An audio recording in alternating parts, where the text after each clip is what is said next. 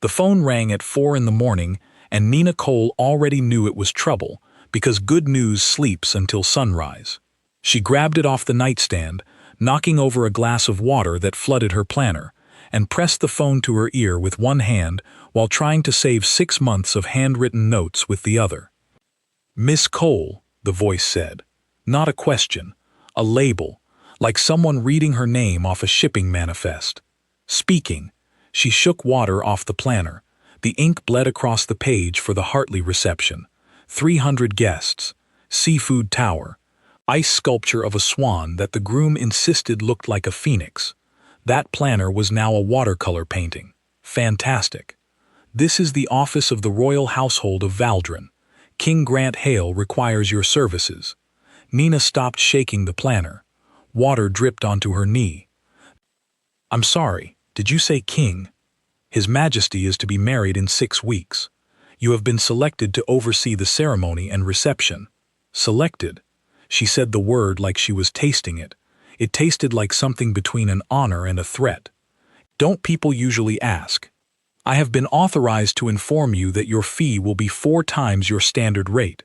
A car will collect you from your residence at noon tomorrow. Your passport must be current." "It is, but that doesn't mean I'm coming. I have 3 weddings booked through September. I have a florist in Brooklyn who will burn my apartment down if I cancel on her again. I have a life." 5 times your standard rate. Nina looked at the ruined planner, at the water still pooling on the nightstand, at her apartment, which was 700 square feet of organized chaos, in a building where the elevator worked, on alternating Tuesdays. "I'll need details," she said. "You'll receive a briefing packet within the hour. The car arrives at noon. Please pack for 6 weeks."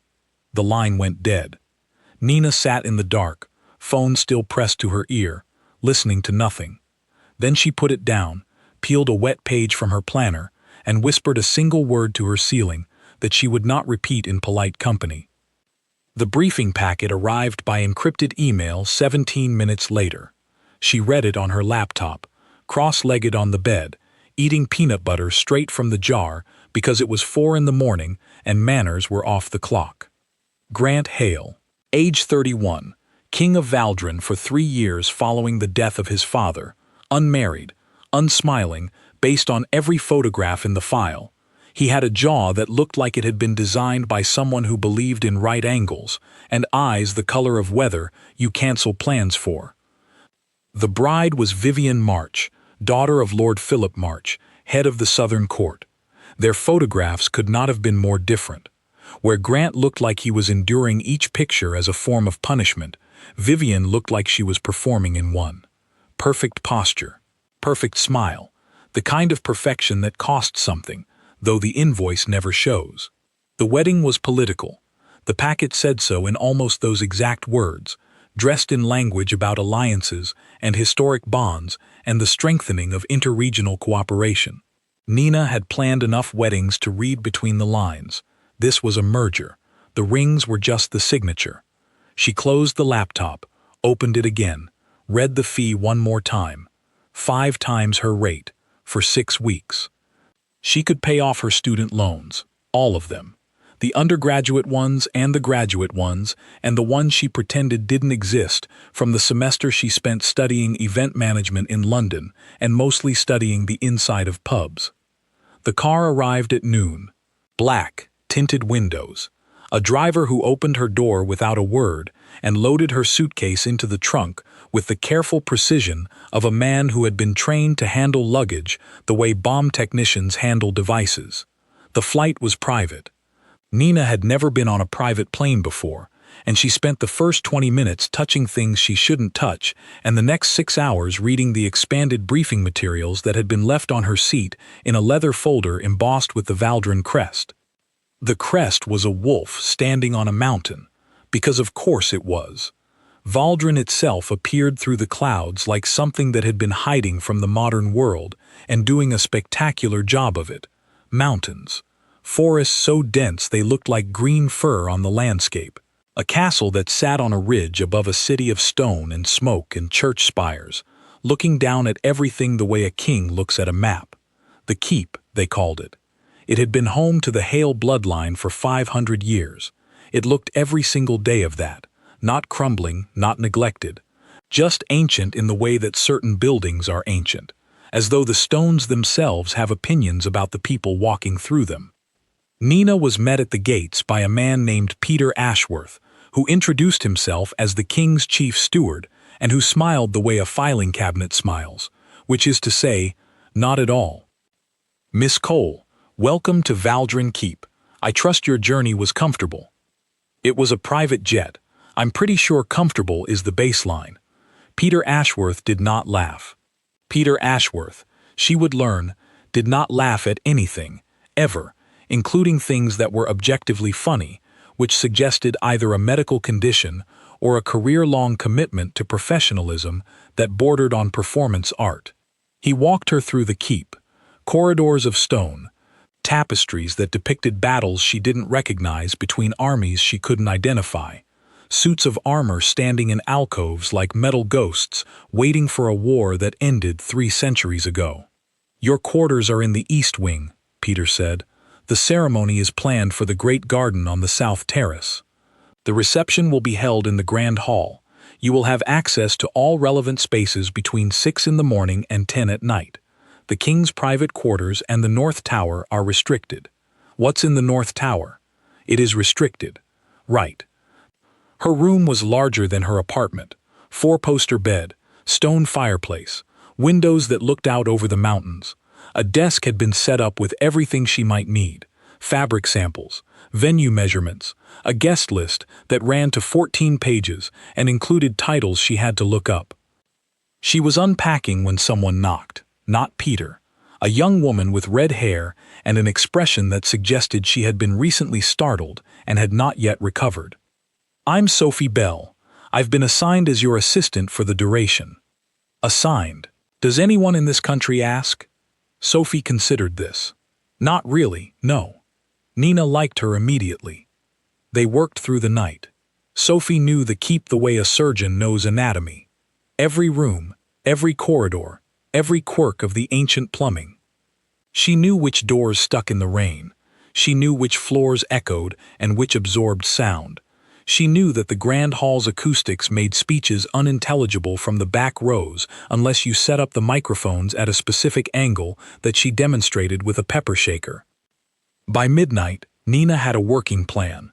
Ceremony in the garden, reception in the hall, cocktail hour in the gallery, flowers from the local greenhouse, supplemented by imports for the arrangements that needed to make a statement. Music from the Valdrin Philharmonic, because apparently Valdrin had a philharmonic, and apparently they were quite good.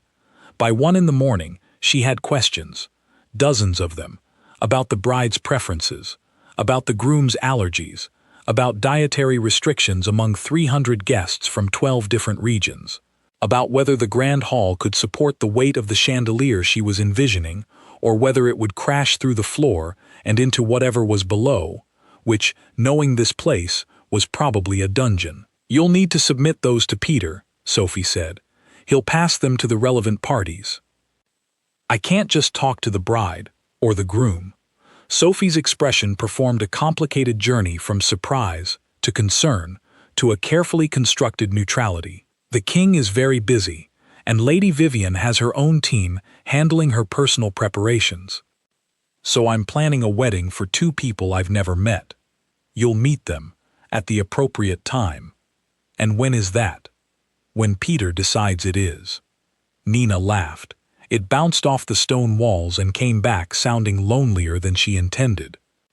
She met Vivian first, 3 days in, a fitting room on the 2nd floor that had been converted from what Sophie said used to be a weapons storage closet, which explained the iron hooks on the walls and the faint smell of old metal. Vivian was standing on a low platform in a white dress that cost more than Nina's car. She was beautiful the way a photograph in a magazine is beautiful, every angle considered, every line deliberate, and underneath it, something that Nina recognized because she had seen it in dozens of brides, though never quite this clearly. Exhaustion, not physical, the kind that lives behind the eyes and shows up when the smile takes a half-second too long to arrive. "You must be the planner," Vivian said. Her voice was warm but controlled, like a fireplace behind a screen. "Nina Cole, it's lovely to meet you." "Is it?" Vivian smiled. The half-second delay. "You flew halfway around the world to plan a stranger's wedding in 6 weeks. I imagine lovely is not the first word that comes to mind." Nina decided to like her. Chaotic was the first word, actually. Lovely was the third. The second was a word I probably shouldn't say in a castle. Something shifted in Vivian's face. A crack in the porcelain. For one moment she looked like a woman instead of a portrait, and in that moment Nina saw the girl underneath the title, and the dress, and the political math. "I want lilies," Vivian said. "Not roses. Everyone assumes roses. I want white lilies with green stems, and I want them everywhere, and I want the whole garden to smell like a funeral." She said it with a straight face. Nina stared at her.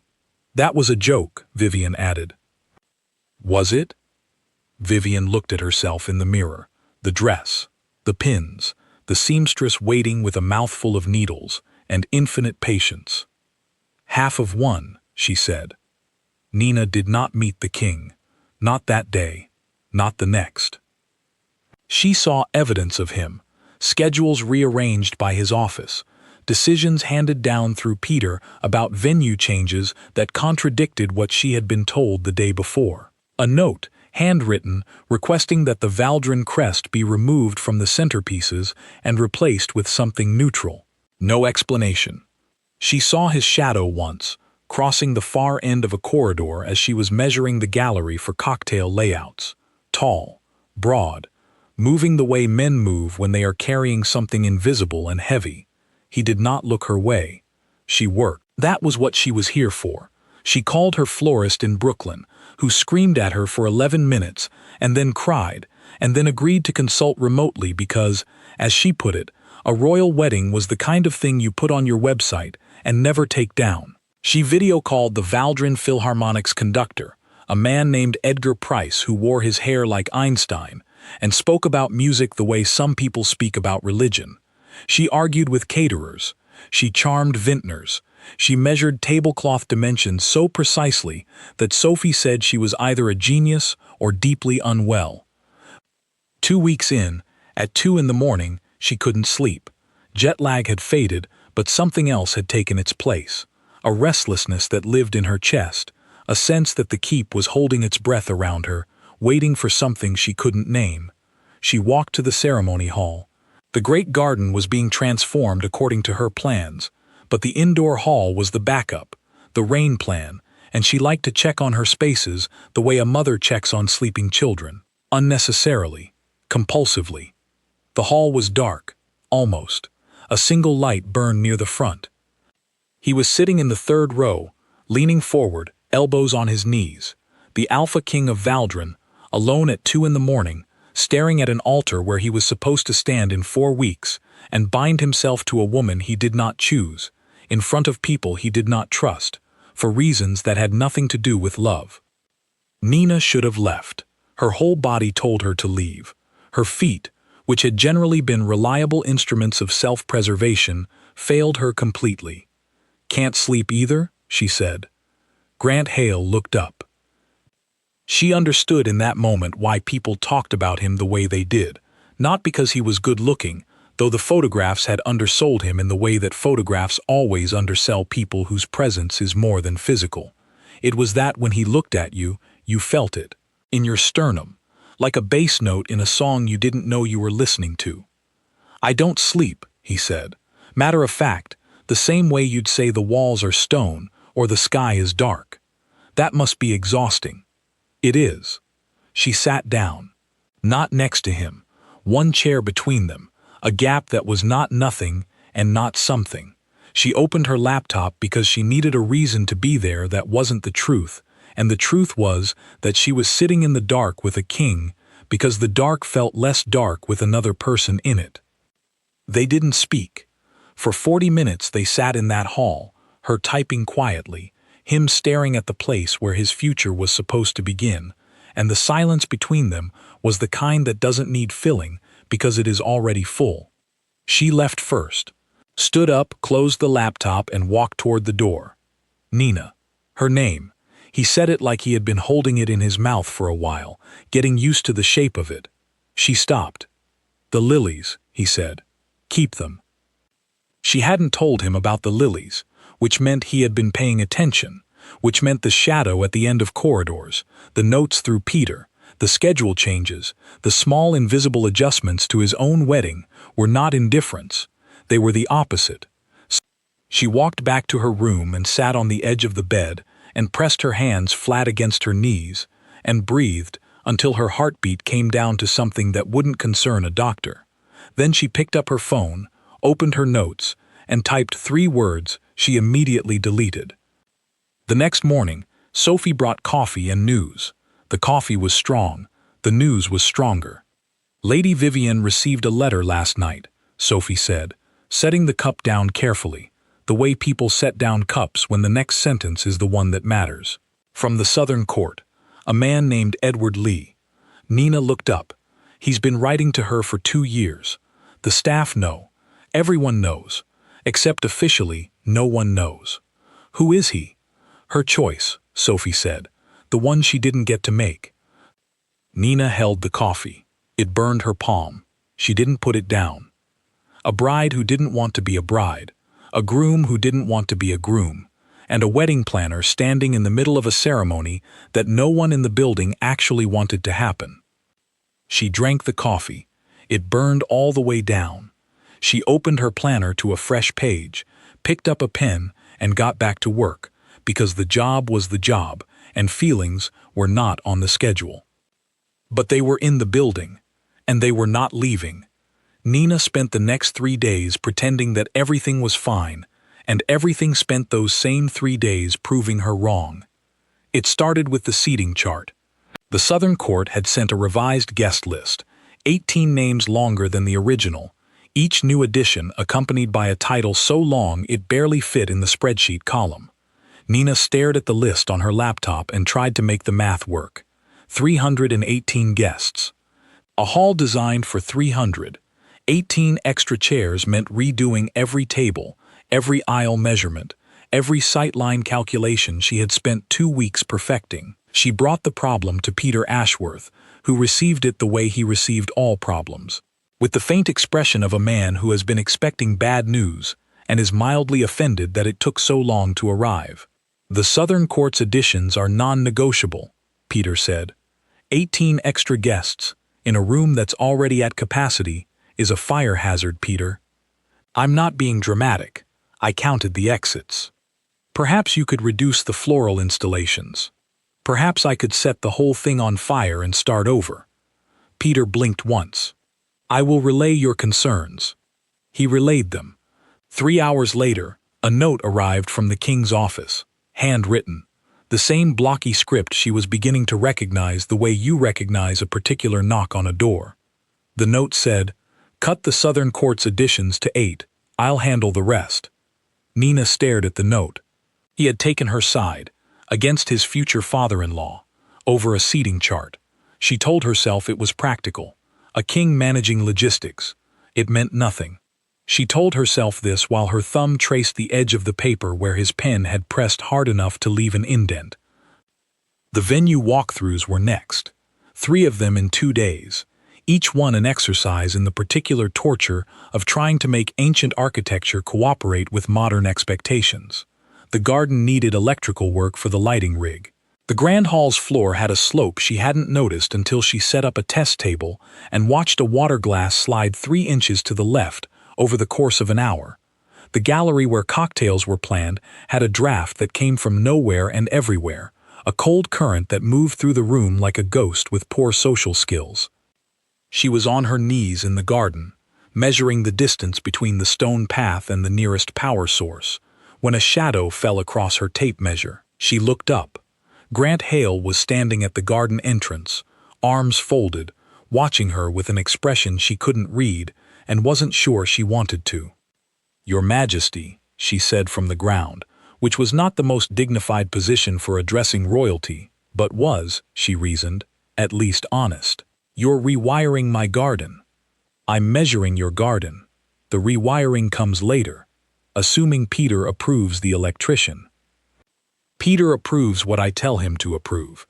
Then tell him to approve the electrician, because right now the only power source within 50 feet of the altar is an outlet from 1973 that I am not confident can handle a string of fairy lights, let alone the lighting design I have planned." He almost smiled. She saw it.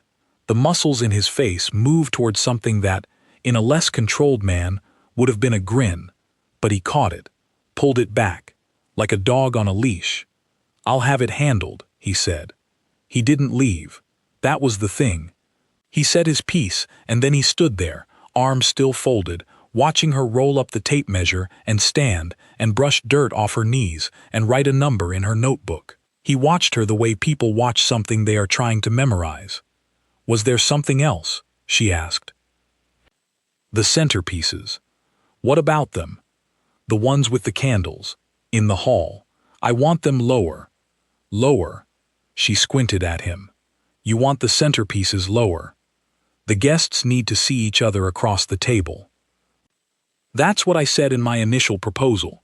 Peter told me the Southern Court wanted tall arrangements. Grand statement pieces," he said. "I don't care what the Southern Court wants."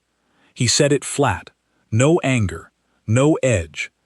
Just a man stating a fact the way you state the time or the weather. And Nina stood in the garden, with dirt on her knees and a tape measure in her hand, and understood that this was not about centerpieces. This was about control. What little of it he had left. This wedding was a machine that had been built around him, and the only levers he could reach were the height of candle arrangements and the number of seats and the presence of a crest on a napkin. Small things. Tiny rebellions that no one would notice except the woman he kept finding reasons to talk to. "I'll lower them," she said. "Thank you." He left. His footsteps on the stone path were even and measured, the walk of a man who has been trained to move like a king since before he could tie his own shoes. Nina watched him go and felt something in her chest that she chose not to name, because naming things gives them weight, and she was carrying enough already. The cake tasting was on a Thursday. Sophie had arranged it in the small dining room off the kitchen, a space that smelled like bread and old wood and the accumulated memory of 10,000 meals. 6 cakes, 3 bakers, 1 bride who arrived 20 minutes late with an apology that sounded rehearsed, and a smile that didn't quite reach the corners. Vivian tasted each cake with the precision of a woman performing a task she had been assigned. She nodded at the right moments. She made the right sounds. She chose the lemon with elderflower because it was elegant and appropriate, and she said both those words like they were the bars of a cage she had long since stopped rattling. Nina sat beside her, making notes, and waited until the bakers left. "You don't like lemon," Nina said. Vivian looked at her. "I like lemon fine. You ate the chocolate one twice." A pause. The kind of pause that holds an entire conversation inside it. "Chocolate isn't appropriate for a royal wedding," Vivian said. "Says who?" "Says everyone who has planned a royal wedding in the last 300 years. I'm planning this one, and I say chocolate is appropriate if the bride wants chocolate." Vivian set down her fork. She looked at Nina with an expression that was half gratitude and half something harder, something that had learned not to want things because wanting was just disappointment with a longer runway. "The lemon is fine, Nina." She said it gently. "The way you close a door, you know you're never opening again." Nina wrote lemon elderflower in her notebook and circled it, and hated every letter. That night, she couldn't sleep again. The restlessness was back, bigger now, a living thing in her chest that turned over every time she closed her eyes. She put on her coat and walked the corridors, and her feet took her to the ceremony hall without her permission, and she was not surprised to find the light on and the 3rd row occupied. He looked up when she came in. This time he didn't seem startled. He seemed like he had been waiting. "Lemon elderflower," she said, sitting down. Same chair, same gap between them. "I heard. She wanted chocolate." "I know. Then why didn't you say something?" He looked at her, full weight, that bass note feeling again, low in her chest. "Because it's not my wedding, it's my obligation. There's a difference." That might be the saddest thing anyone has ever said to me in a church. This isn't a church. It has an altar and pews, and a man sitting alone at 2 in the morning, looking like he's trying to make peace with God. It's close enough. He laughed, not loud, not long, a sound like a lock turning, like something opening that had been closed for so long the hinges had rusted. "You're not what I expected," he said. "What did you expect?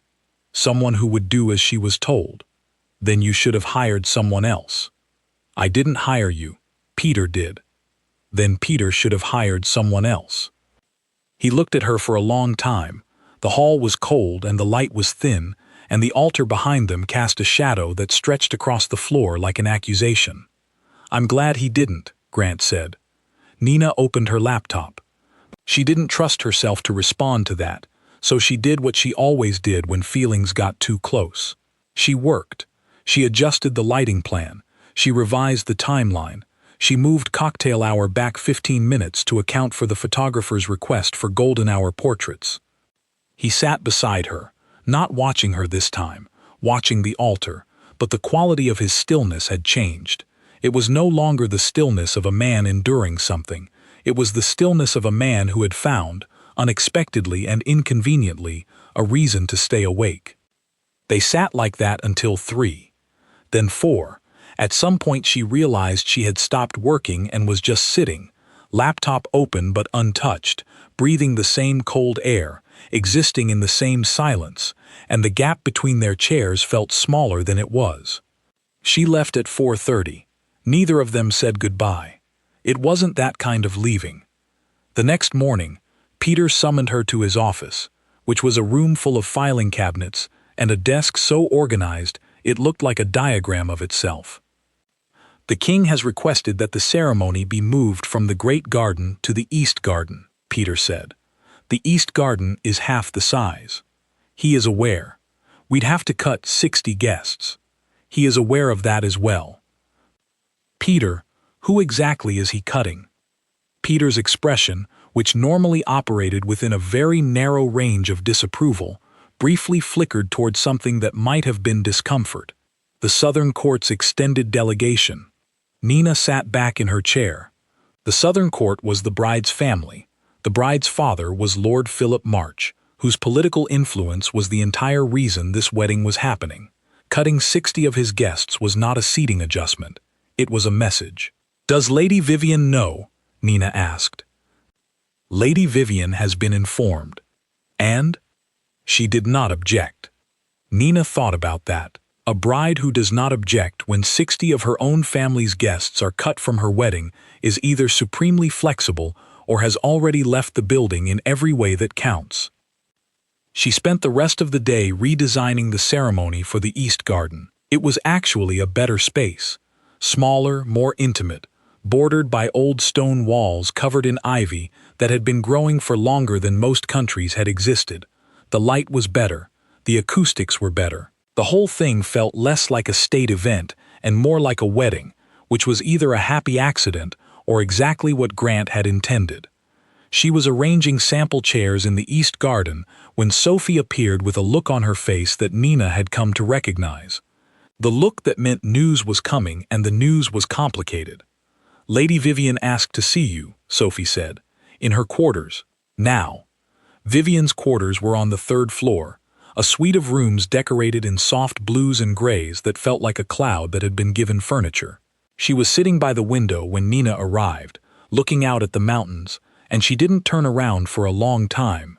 "He's pulling away," Vivian said to the glass. Nina stood by the door. "From the wedding?" "From the performance of it." Vivian turned. She looked tired, not the polished, beautiful kind of tired that looks good in photographs, the real kind. The kind that shows up in the lines around your mouth and the way your hands can't quite stay still. Grant has always understood what this marriage is. A treaty with a dress code. He has never pretended otherwise, and I have never asked him to. But something has changed. Nina's stomach did something she ignored.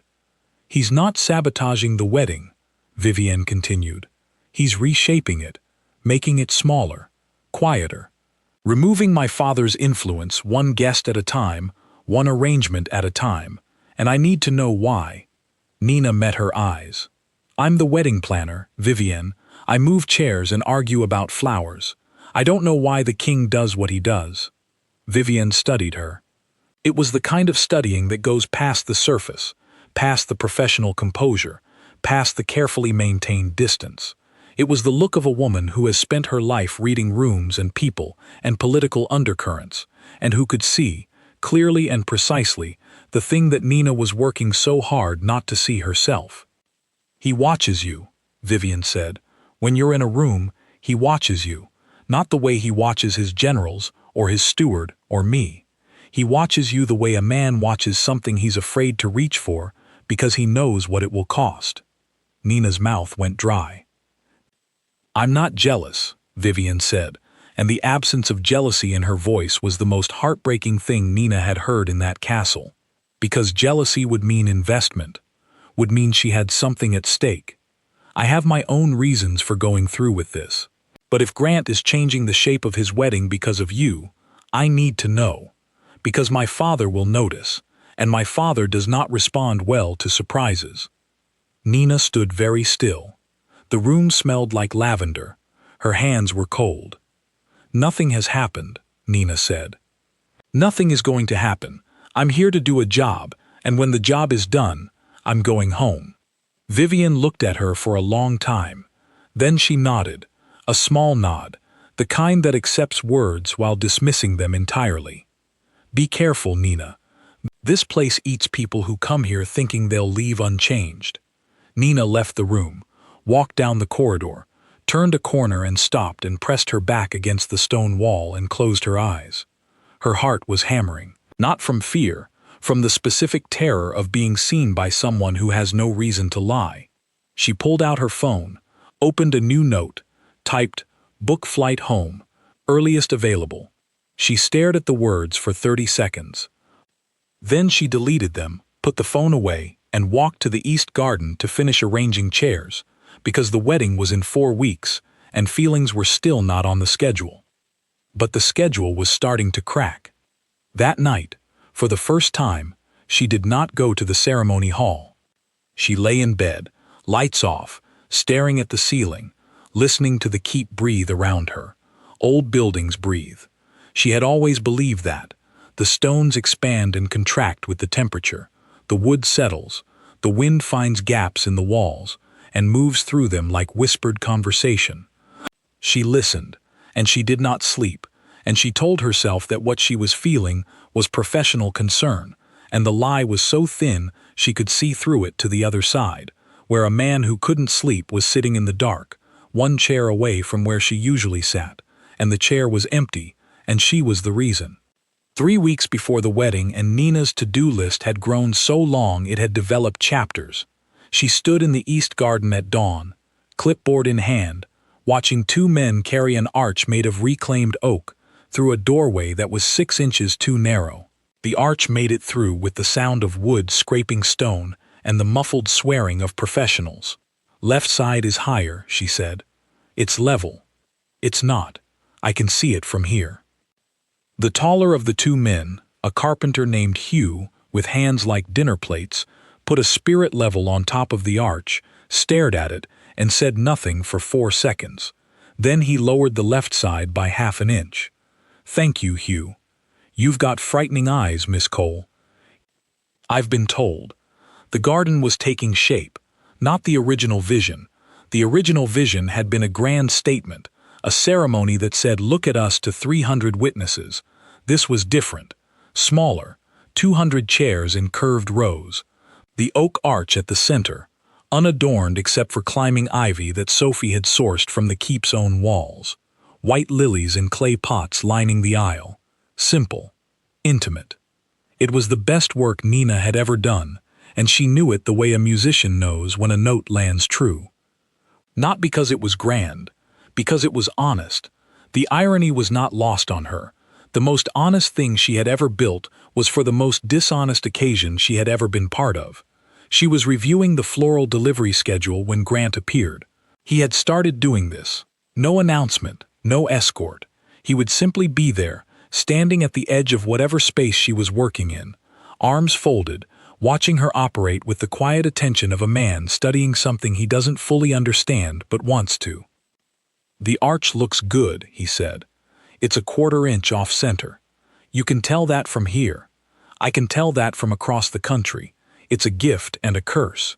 He walked toward the arch, stood under it, and for one terrible, beautiful moment, he looked like a groom, not a king performing a ceremony, a man standing where a man stands when he's about to make the most important promise of his life. He looked at her. She looked at her clipboard. "The florist needs approval on the altar arrangements," she said, because if she didn't say something practical, she was going to say something catastrophic. "Approved. You haven't seen them. You chose them. They're approved." Nina gripped the clipboard. The edges bit into her fingers. "You can't just approve everything I suggest without looking at it. This is your wedding." "Is it?" 2 words, loaded like a weapon, aimed at nothing and everything. "Grant." She said his name, and the air between them changed. She had been calling him Your Majesty for 3 weeks. She had slipped, and they both knew it, and neither of them corrected it. "It's fine," he said, and the way he said fine was the way a levee says fine, 3 seconds before it breaks. He left. Nina stood under the arch and counted to 20, and breathed and gripped the clipboard until the blood came back to her fingers, in a rush that made them tingle. Sophie found her 10 minutes later. Sophie had developed a 6th sense for finding Nina in moments of crisis, which was either incredibly useful or proof that Nina's crises were becoming visible enough to detect from 2 floors away. "The Southern Court delegation is arriving early," Sophie said. Nina closed her eyes. "How early?" "Tomorrow. The schedule says next week. Lord Philip March changed the schedule." "Can he do that? He's the bride's father, the head of the Southern Court, and he controls the 2nd largest army on the continent. He can do most things." Nina opened her eyes. "What does Grant say?" Sophie paused, a long pause, the kind that carries a warning inside it, like a pill inside a piece of cheese. "The king has not been informed yet." "Then let's inform him. Peter thinks it's better to present it as settled, no confrontation. Peter thinks a lot of things. Tell the king." Sophie looked at her. "You want me to go over Peter's head? I want the groom to know when 3 dozen of his future in-laws are showing up to his home. If Peter has a problem with that, he can argue with me. I have a clipboard and I'm not afraid to use it." Sophie went. And because the keep was a building made of stone and whispers, the news traveled through it the way water travels through cracks. By lunch, everyone knew that the Southern Court was arriving early, that the wedding planner had gone over the steward's head, and that the king had responded by clearing his entire afternoon schedule and requesting a meeting with Nina in his private study. The study was in the north wing, restricted territory. Nina had never been past the corridor that marked the boundary, and crossing it felt like crossing a border. The guards nodded her through without a word. The study was not what she expected. She had expected dark wood and hunting trophies, and the aesthetic of inherited masculine authority. She got books.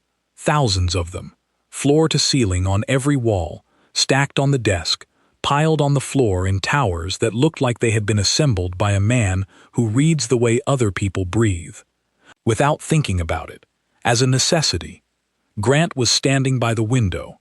He turned when she came in, and for a moment they just looked at each other in a room full of books and afternoon light, and the formality between them, which had been thinning for weeks like ice in spring, cracked audibly. "Lord March is coming tomorrow," he said. "I know. You told Sophie to tell me. You needed to know. Peter disagrees. Peter is a filing cabinet in a suit. He manages paper. I manage people and events. And the fact that your future father-in-law just moved his own timeline up by a week, which means he's either excited or suspicious. And I've met the man for 30 seconds, and I can tell you he is not the excited type." Grant looked at her. That look. The one that went past her face and into the architecture of her. The one that made her feel like a building being examined for structural integrity by someone who was considering living in it. "Sit down," he said. "I'm fine standing. Nina, Sit. She sat, in a leather chair that was so comfortable it felt like an argument against ever standing up again. He sat across from her.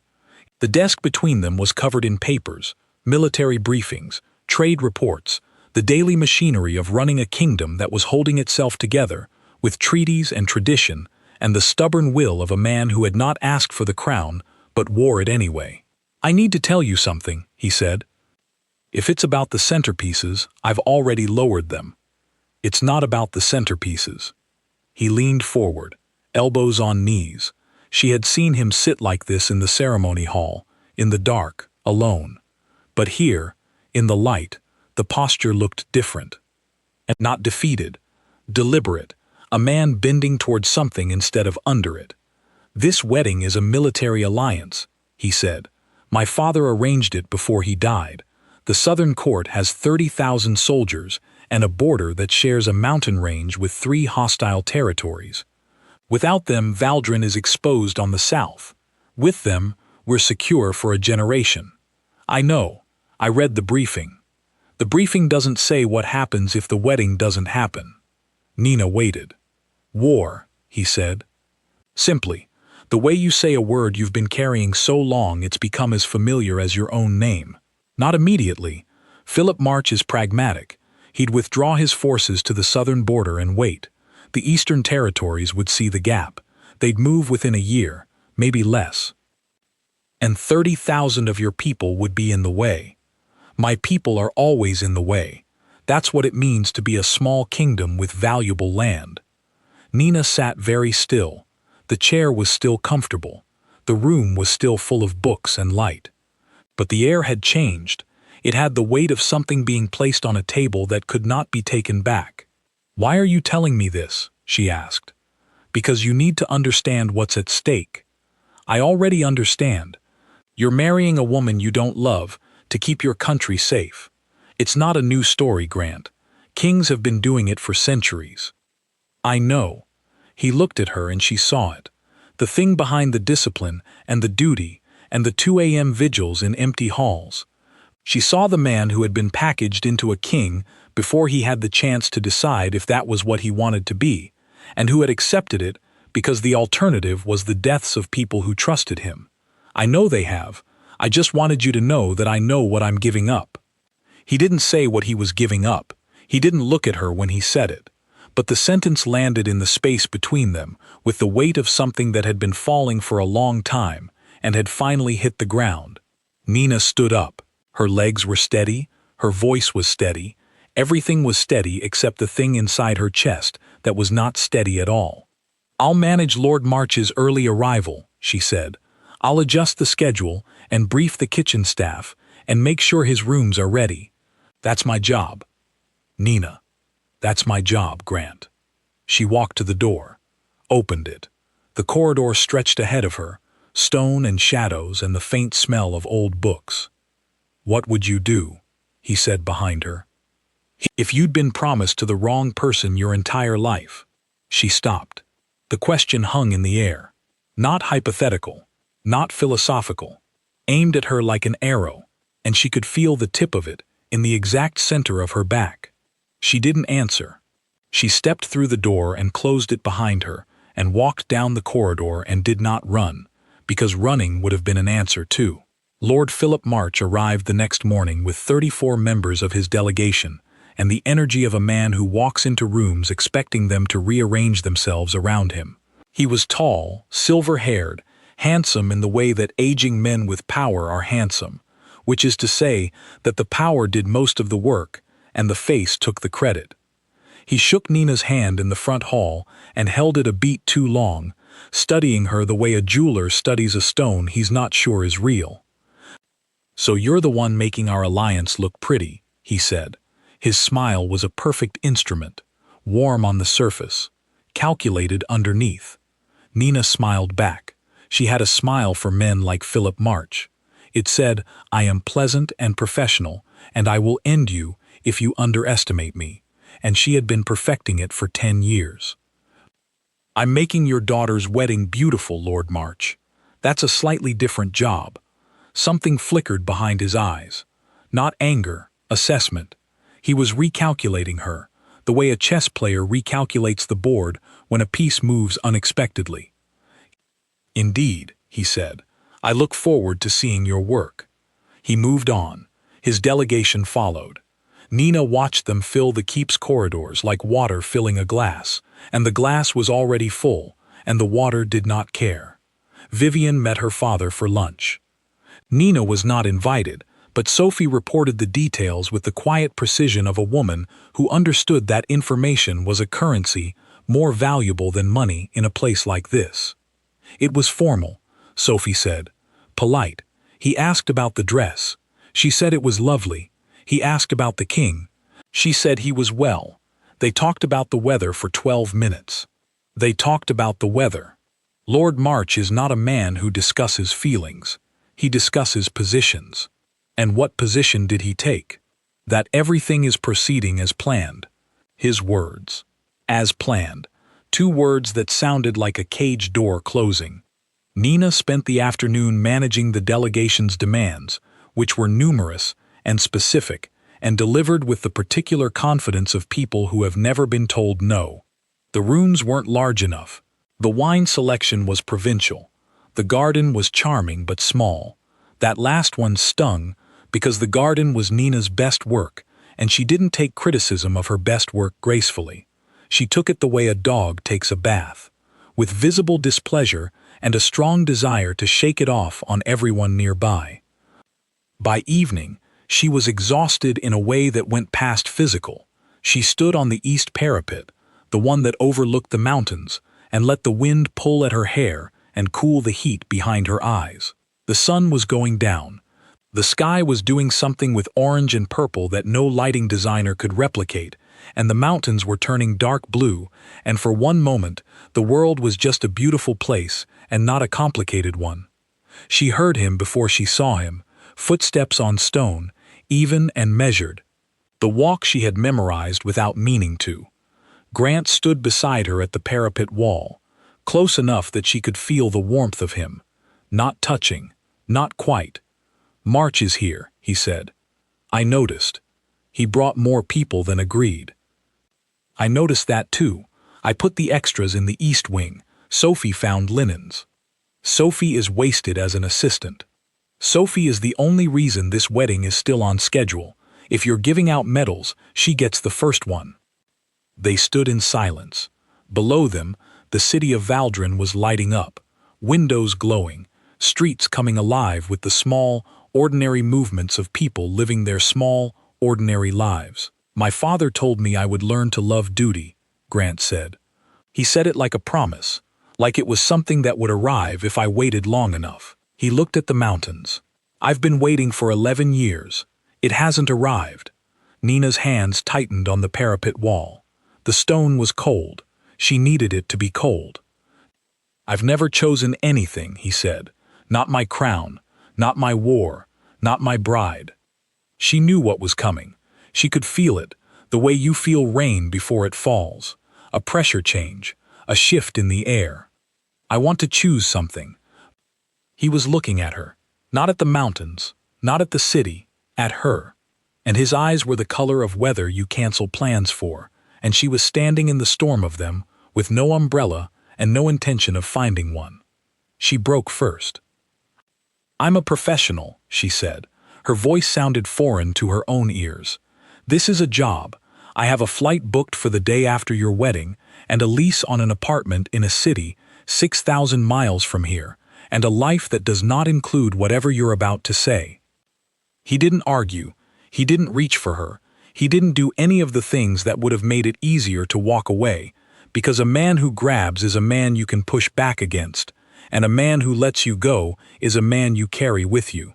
He opened his hands, palms up, a gesture of release so complete it broke something in her that she didn't know could break. "Okay," he said. One word, no argument, no plea, just a man accepting a door closing while every line of his body said he would have walked through it if she had let him. She left, walked back through the corridors, past the guards, past Peter's office, past Sophie's desk, to her room, closed the door, sat on the bed. The seating chart was spread across the desk, 200 names in perfect order, every table balanced, every sightline calculated, every detail precise. It was the most perfect seating chart she had ever made. She hated every name on it. She sat there for a long time. Then she picked up her phone and called her mother in Ohio, and her mother answered on the first ring, because mothers always do. "Mom," she said. "Sweetheart, what's wrong?" "Nothing. Everything. I don't know. Which is it? I think I'm in trouble." Her mother was quiet for a moment. The kind of quiet that has 47 years of living in it. "Is it a man?" "It's a king." "Well," her mother said, "that's new." Nina laughed. It was a wet, messy laugh, the kind that lives next door to crying and borrows its salt. They talked for an hour. Her mother didn't give advice. She never did.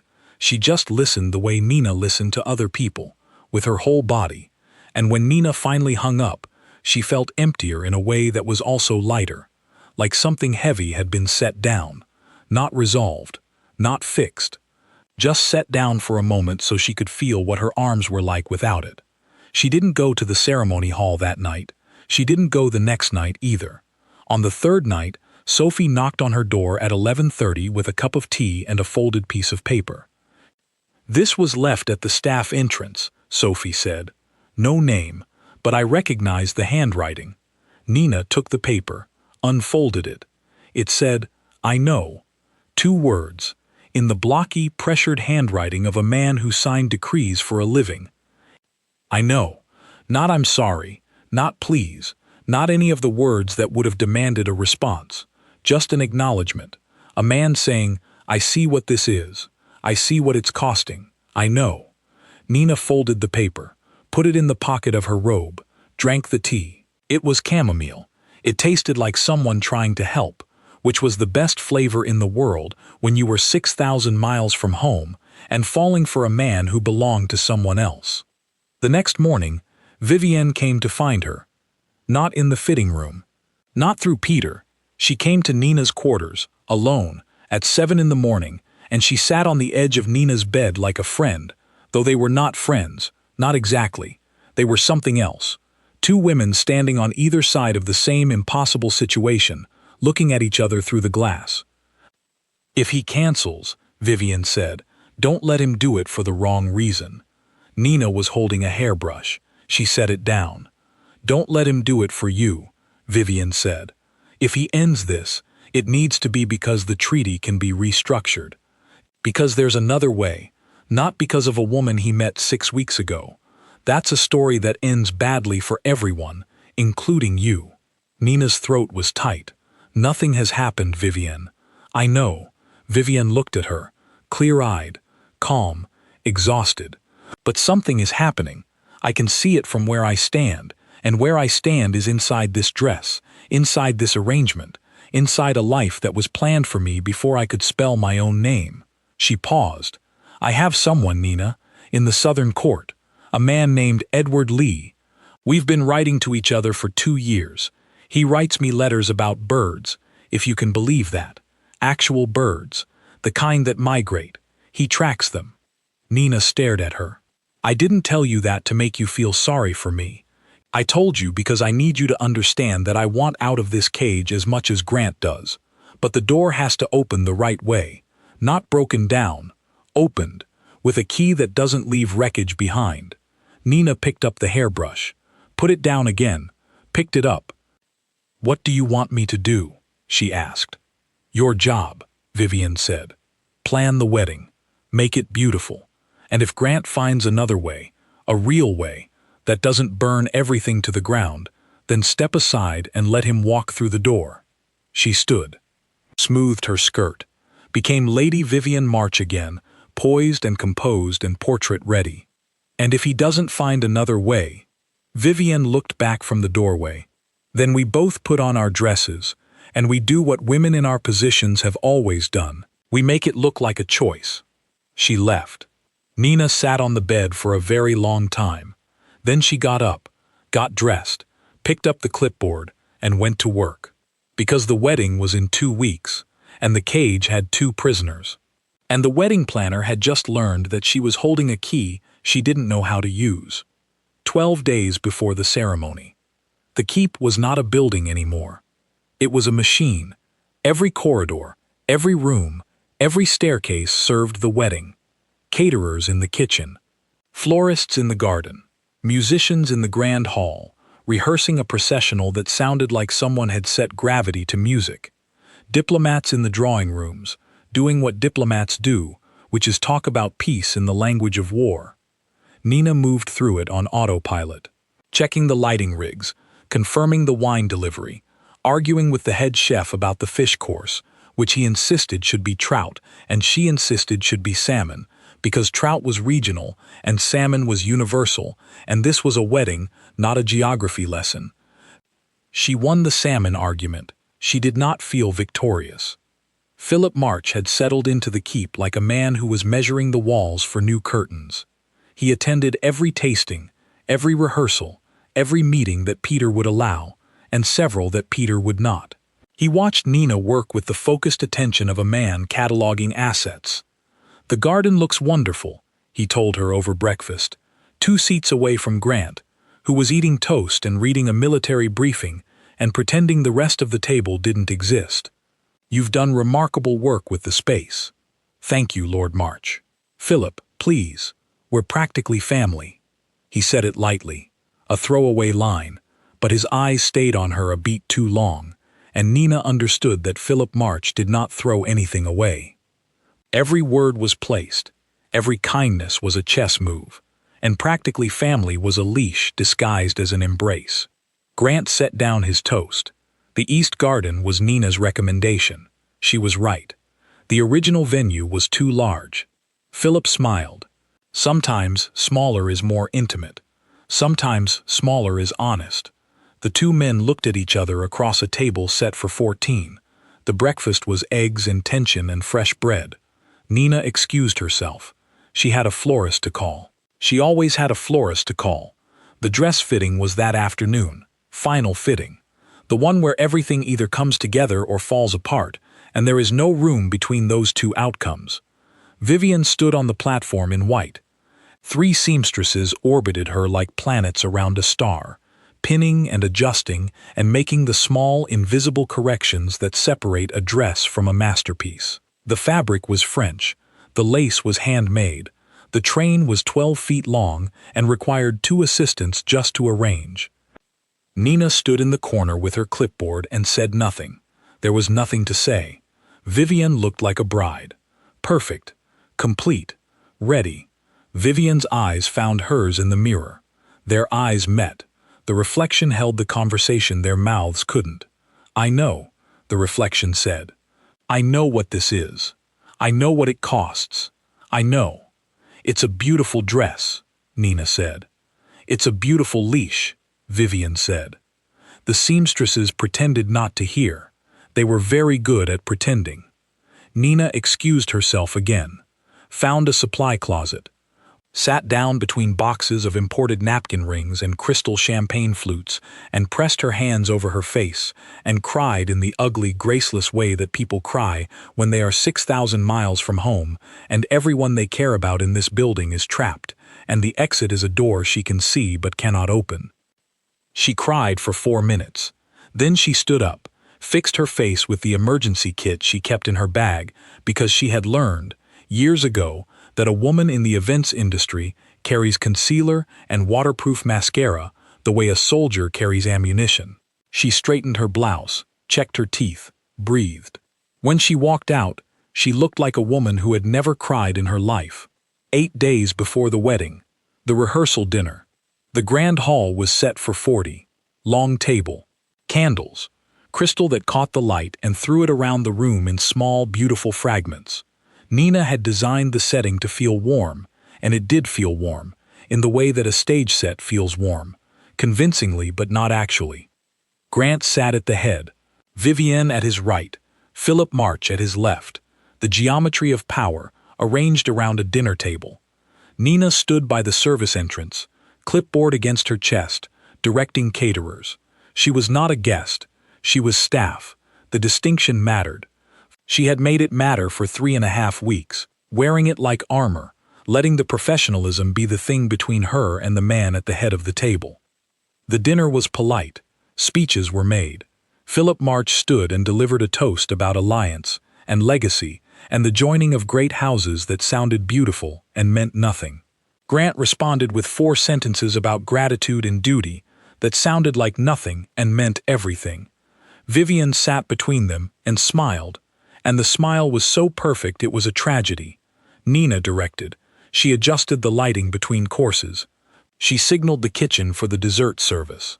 She moved through the evening like a ghost, present everywhere and visible nowhere, and she was good at it, and the goodness of it made her angry in a way she couldn't afford. Then Grant raised his glass. Not to the table. The table didn't notice. Philip was talking to a general. Vivienne was listening to the conductor of the Philharmonic.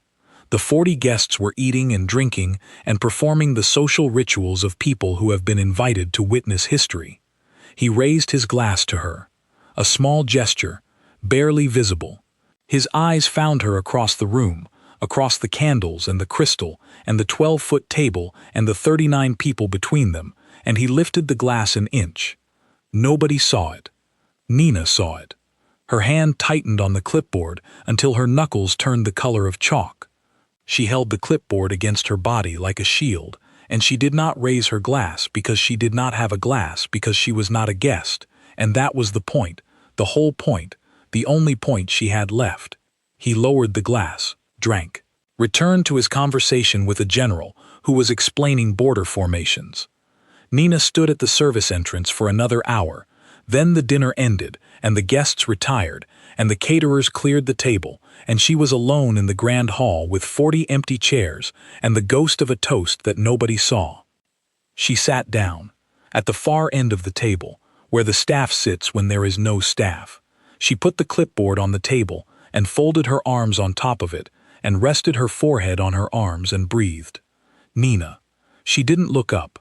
She knew his voice. She knew his footsteps. She knew the particular displacement of air that happened when he entered a room, the way the space rearranged itself around him, not because he demanded it, but because he was the kind of man rooms rearranged themselves for. "It's late," she said into her arms. "It's always late. Go to bed. I don't sleep. Then go sit in the ceremony hall. That's your spot. This is mine." She heard him pull out a chair. Not next to her. Across from her.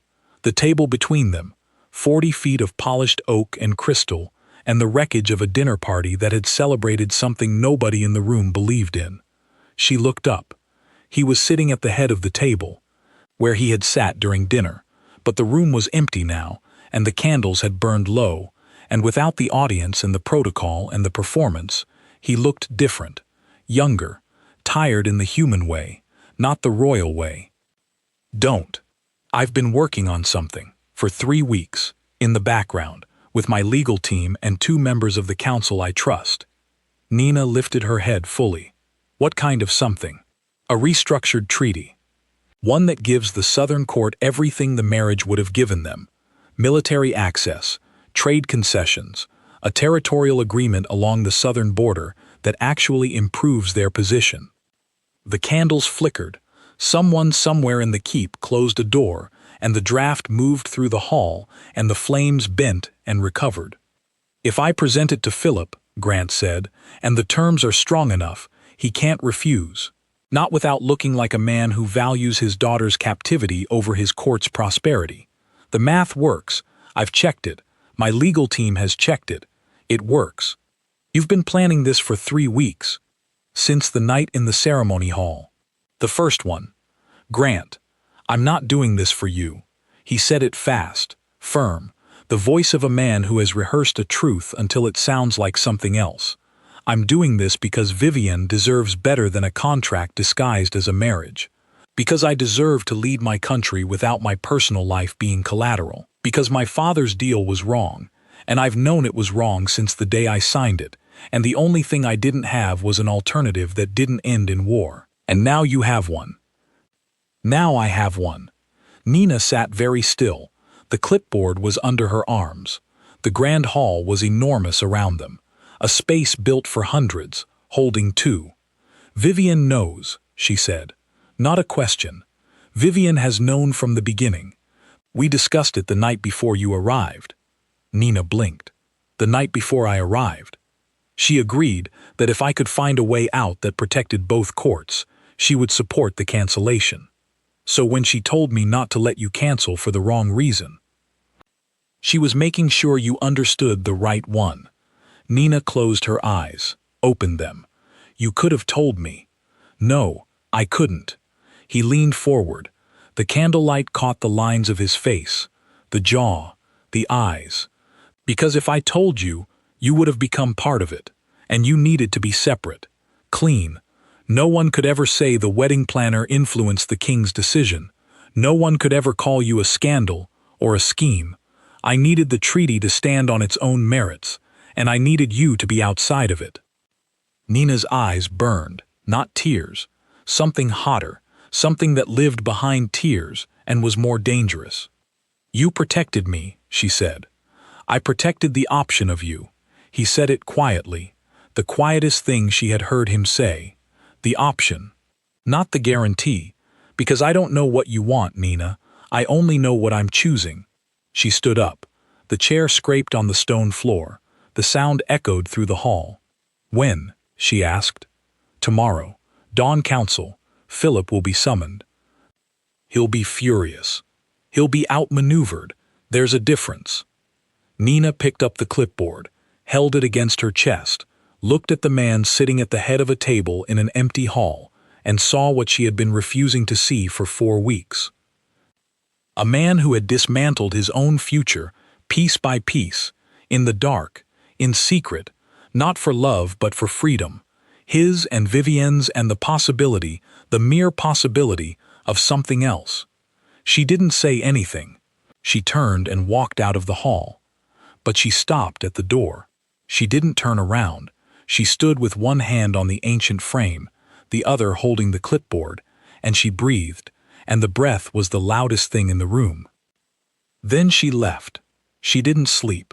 She lay in bed and watched the ceiling and listened to the keep breathe and thought about a man sitting in candlelight, choosing, and the word felt different in her mouth now. Choosing, not a freedom taken, a freedom built, engineered from the inside of a cage by a man who understood that the lock was not on the door but in the treaty, and the key was not a grand gesture but a spreadsheet of trade concessions and territorial agreements that made a marriage mathematically unnecessary. It was the most unromantic romantic thing she had ever heard. She loved it. She loved him. She lay in the dark and let the word exist, just for a moment, just to see what her life felt like with it in the room. It felt like a door opening. Dawn came. The council was summoned. Nina was not invited because she was staff, and the distinction still mattered, but Sophie brought her updates every 30 minutes with the focused urgency of a war correspondent. First update: Grant presented the treaty. The council was silent. Second update: Philip March read the terms. His face went through 7 expressions in 12 seconds. None of them were happy. Third update: Philip demanded a private meeting with Grant. The council adjourned. Fourth update: silence. For 2 hours. Fifth update: Philip emerged from the private meeting. He was not smiling. He was not frowning.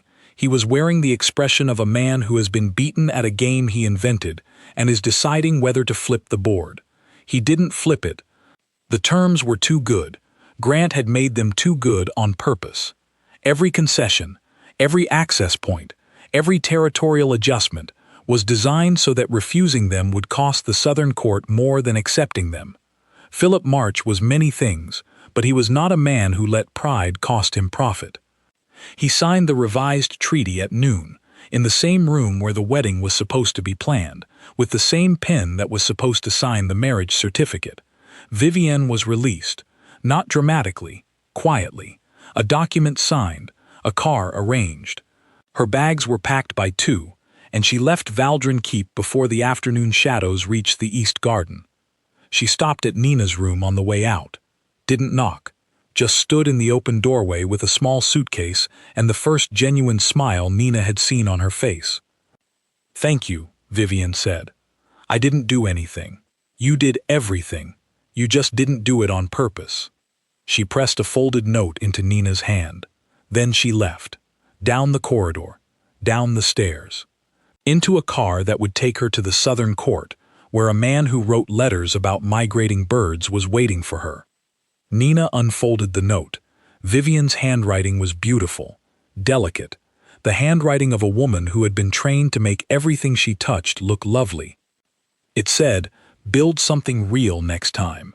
Nina folded it, put it in her pocket, beside the other note, the one that said, "I know," in blocky handwriting. 2 notes, 2 words each, 4 words total. She had never received a longer letter. The ceremony hall was empty. 200 chairs, an oak arch wrapped in ivy, white lilies in clay pots, an aisle that led to an altar that no one would stand at. Nina walked through it alone. Her heels echoed on the stone path. The flowers were still perfect. The arch was still level. Sophie's ivy was still climbing. The garden smelled like a wedding that had been canceled 2 hours ago, and the smell didn't know, and the flowers didn't know, and the chairs sat in their perfect curved rows waiting for guests who would never sit in them. She stopped at the altar, stood where the bride would have stood, looked out at the empty seats. The best work she had ever done, built for a lie that had been dismantled by a truth. She heard footsteps behind her, even and measured. "You ruined my best work," she said without turning around. "I know. The centerpieces alone were a masterpiece. I'm sure. And the lighting. I spent 4 days on the lighting design. The sunset was going to hit the arch at exactly 7:14, and the whole garden was going to look like it was on fire. I'm sorry about the lighting." "You're not sorry about the lighting." "I'm not sorry about the lighting." She turned around. He was standing 10 feet away. No crown, no generals, no steward, just a man in a garden, in the wreckage of his own wedding, looking at her like she was the thing he had been staring at altars trying to find. "Stay," he said. "Not for a job. Stay because I'm asking." Nina held the clipboard. It was the last piece of professional armor she had, the thing between her and a decision that would change the shape of her entire life. She said nothing. She picked up the clipboard, walked past him, toward the garden entrance. He let her go. Again, he always let her go. That was the thing about him, the terrible, beautiful, unbearable thing. She reached the door, put her hand on the stone frame, stopped. She stood there, one hand on the frame, one hand on the clipboard, the garden behind her, and the corridor ahead of her, and the 2 lives they represented were so clear, so separate, that she could feel the line between them like a physical thing beneath her feet. She didn't turn around. But she didn't walk through the door. She stood in that doorway for 7 seconds. She counted them, each one a small, private decision that felt larger than anything she had ever done in a church or a courthouse or a ceremony hall. Then she let go of the frame. She didn't leave. She walked back to her room and sat on the bed and stared at her suitcase, which was already half packed because she had started packing 3 days ago, because she had known, at some level beneath knowing, that this was coming. The suitcase sat on the floor with its mouth open like a question she couldn't answer. She unpacked one shirt, packed it again, unpacked it, folded it 3 times, each fold worse than the last, until the shirt looked like it had been through a natural disaster. "Okay," she said to the shirt. "Okay." She didn't go find Grant. She didn't call Sophie. She sat with the unresolved thing in her chest and let it sit, because some things are not meant to be resolved in an hour or a day. Some things need to breathe the way old buildings breathe, expanding and contracting with the temperature until they find their shape. The keep changed around her that afternoon. Without the wedding, the machine stopped. The caterers packed their knives. The florists loaded their vans. The Valdron Philharmonic's conductor, Edgar Price, shook Nina's hand in the front hall and said, "Well, that was the shortest engagement I've ever rehearsed for." And then he bowed, actually bowed, and walked to his car with his baton tucked under his arm like a sword.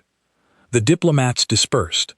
Philip March's delegation departed in a convoy of black cars that wound down the mountain road like a funeral procession in reverse. Philip himself was the last to leave. He stood in the front hall, looked at the Hale family crest on the wall, and said to no one in particular, "He's either the smartest king Valdrin has had in a century or the most foolish. I suppose we'll see." Then he left, and the keep exhaled. Sophie found Nina in the east garden at 5 o'clock, sitting in the front row of chairs that were still arranged for a ceremony that would never happen. The flowers were still alive, the ivy was still climbing. The oak arch stood at the center like a question mark made of wood. "I thought you'd be here," Sophie said. "Where else would I be?" Sophie sat beside her. They looked at the arch. "He's in the study," Sophie said. "He's been there since the treaty was signed. Peter says he's reading military reports, but Peter also says the reports haven't changed since this morning, so either the king reads very slowly or he's not reading at all." "He's not reading." "No, he's not." The sun was beginning its descent. The light in the garden shifted from white to gold, and the lilies caught it and held it, and the whole space glowed like something from a painting, like something that existed outside of time and politics and the mathematics of treaties. "What are you going to do?" Sophie asked. Nina looked at the arch, at the lilies, at the chairs that were still waiting.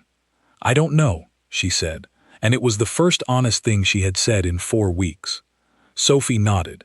She stood, smoothed her skirt, started to leave. "Sophie." "Yes?" "Thank you. For everything. The linens and the pepper shaker acoustics demonstration, and the updates every 30 minutes this morning. All of it." Sophie smiled.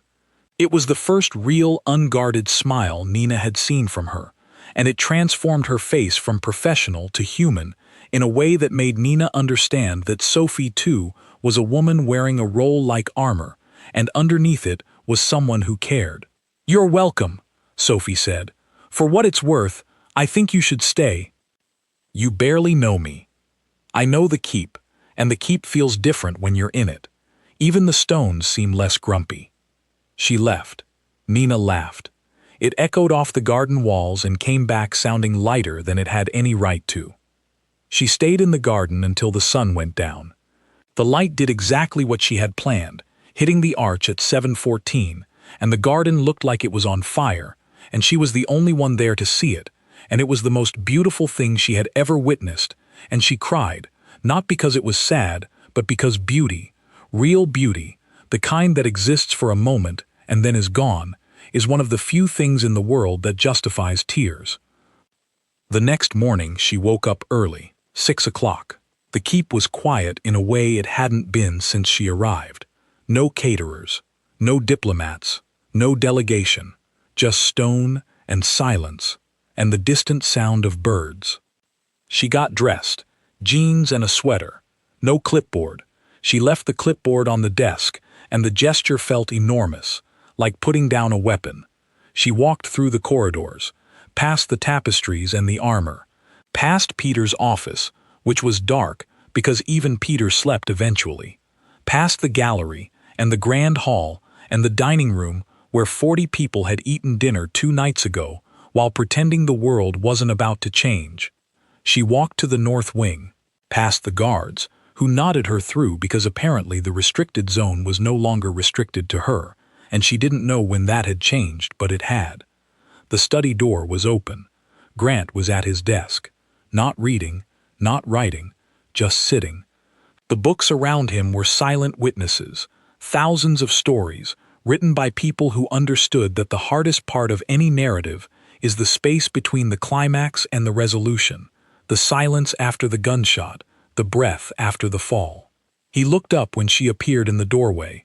His face did something complicated, hope and caution and the particular discipline of a man who has trained himself not to want things he might not get. "You're still here," he said. "I am. I thought you might leave during the night. I unpacked a shirt 7 times. It was a whole ordeal." He almost smiled. The almost was becoming familiar. A feature of his face she had grown fond of, this constant almost, this near thing that lived at the edge of his expression like a word on the tip of a tongue. "I need you to know something," she said. She leaned against the doorframe because standing without support felt like more honesty than her body could handle. "I didn't come here looking for this. I came here to do a job. I'm good at my job. I've spent 10 years building beautiful things for other people's love stories, and I was fine with that. I was fine being the architect, not the resident. And now? Now I'm standing in a king's doorway at 6 in the morning without my clipboard, and I don't know what that means, but I know it means something." He stood, slowly. The desk was between them, covered in papers and history and the daily machinery of a kingdom that was still turning, would always be turning, because kingdoms don't stop for love any more than rivers stop for bridges. "I can't offer you a simple life," he said. "Valdrin is complicated. The politics are brutal. The Southern Court will be watching everything I do for the next year. Philip March signed the treaty, but he didn't forgive the insult, and he won't forget it. I plan weddings for a living, Grant. I've managed bridezillas who make Philip March look like a golden retriever." This time he did smile. The full thing. It changed his face the way sunrise changes a landscape, not adding anything new, just revealing what was already there, hidden by darkness. "I also need you to know," she continued, "that this terrifies me. I'm from Ohio. I eat cereal for dinner. My apartment has a bathtub that doubles as storage for my shoe collection. I am not equipped for castles and crowns and whatever a royal household entails. It mostly entails Peter. Peter doesn't like me. Peter doesn't like anyone. It's his finest quality." She laughed. In the doorway. At 6 in the morning. In a castle in a country she had never heard of 6 weeks ago. She laughed and the sound bounced off the books and the stone and came back to her multiplied, like the room was laughing with her. He walked around the desk, slowly, giving her time, giving her the option of stepping back, of closing the distance or keeping it, of choosing the way he had always let her choose. He stopped 2 feet away, close enough that she could see the gold flecks in his gray eyes, close enough that the air between them felt charged, electric, alive in the way that air is alive before a storm. "I have one condition," she said. "Name it. If we do this, I'm not going to be a decoration. I'm not going to sit in a room and smile while you run a country. I have a career. I have skills. I have a florist in Brooklyn who will hunt me down if I disappear without notice. You can plan every wedding in Valdrin. You can plan every event in the kingdom. You can call your florist every day. She'll want to visit. She can visit. She'll criticize your gardens. Our gardens." The word "our" landed between them like a stone dropped in still water. Ripples moved outward. She felt them. "I need to call my mother," Nina said. "Now?" "She'll want to know." "Know what?" Nina looked at him. 2 feet away. A king who read books instead of hunting trophies. A man who let her go every time she walked away, because he understood that the only love worth anything is the kind that isn't held in place by force. A person who had dismantled his own wedding, not for romance, not for passion, but for the plain, stubborn belief that freedom and duty could coexist if you were willing to do the math. "That I'm staying," she said. He reached for her hand, slowly, openly. Palm up, the way he had opened his hands on the parapet that night. The gesture of release, offered again, but this time as an invitation. She took it. His hand was warm, rough in places she didn't expect. The hand of a man who signed treaties but also, apparently, did things with his hands that gave them calluses. "Your hands are rough," she said. "I build things." "What do you build?" "Furniture, mostly. In the workshop in the basement." "You have a workshop in the basement." Every king needs a hobby that doesn't involve military strategy. She stared at him. "You build furniture. Is that a problem?" "I'm just recalibrating my entire understanding of who you are. Take your time." They stood there, hands connected, 2 feet apart.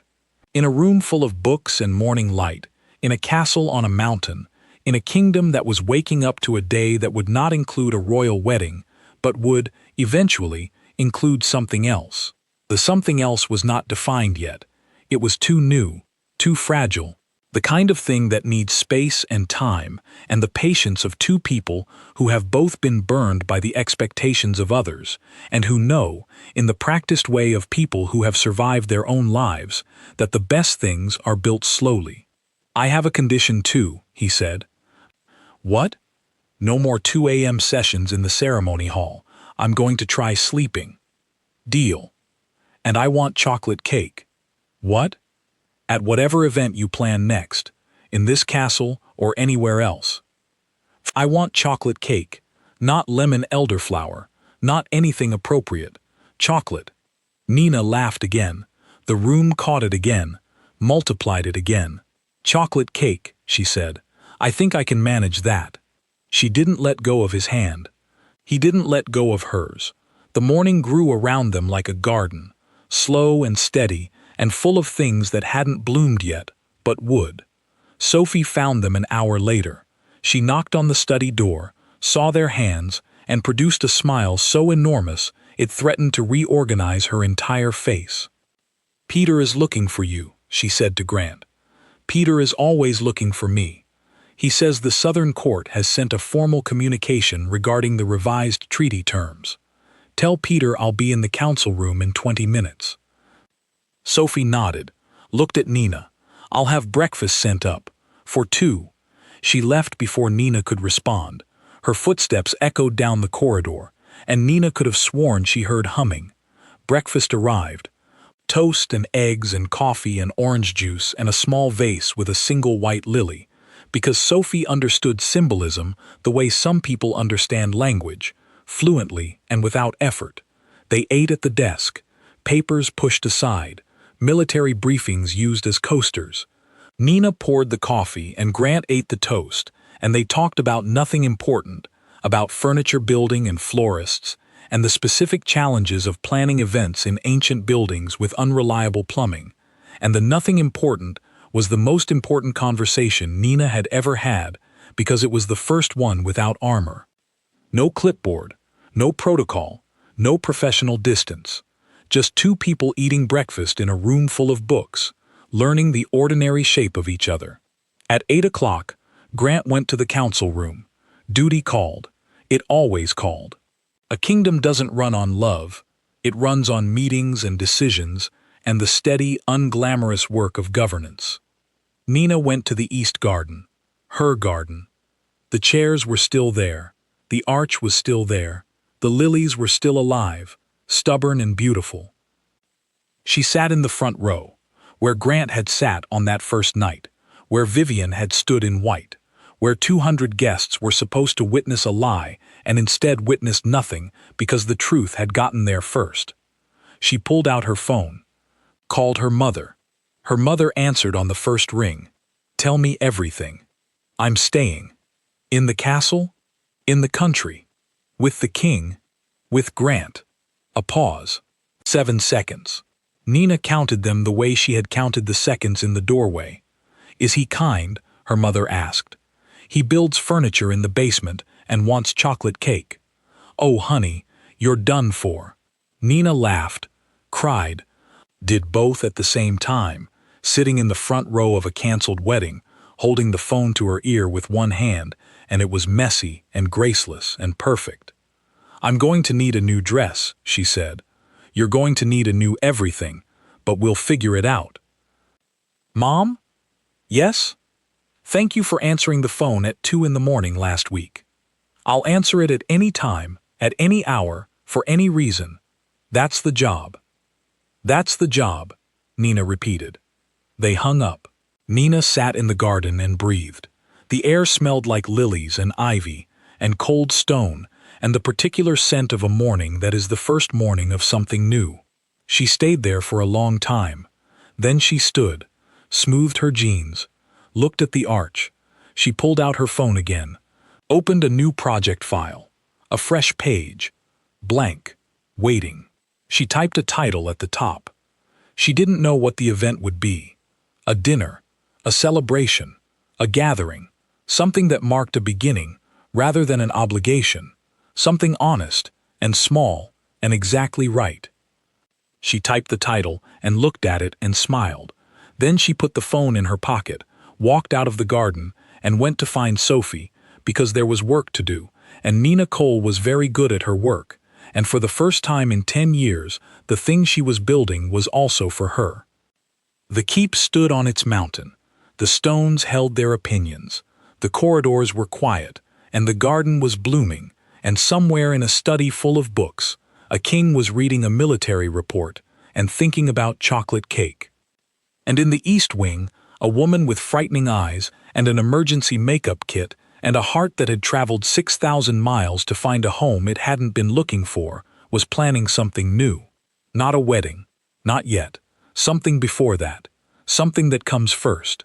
The thing that weddings are supposed to celebrate but sometimes forget. A beginning.